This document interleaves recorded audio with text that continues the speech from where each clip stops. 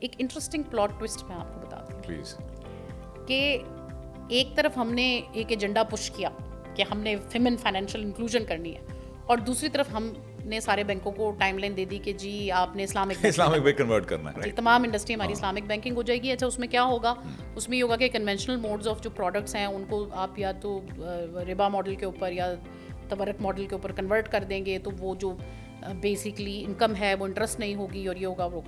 اب اس میں ہر بینک میں بنا ایک شریعہ بورڈ، ٹھیک ہے. اب شریعہ بورڈ میں آ گئے ہمارے مولوی صاحبان سارے کے سارے. اب شریعہ بورڈ کے اندر انہوں نے کیا کرنا شروع کیا؟ اگر آپ ریسنٹ جو کمیونیکیشن دیکھو، ایک طرف اسٹیٹ بینک کہہ رہا ہے خواتین کو انکلوڈ کرو، ریسنٹ جتنا ایڈورٹائزنگ مٹیریل باہر آ رہا ہے وہ کہہ رہے ہیں کہ جی خواتین کو نکالو، خواتین کو آپ ایڈ میں نہیں دکھا سکتے.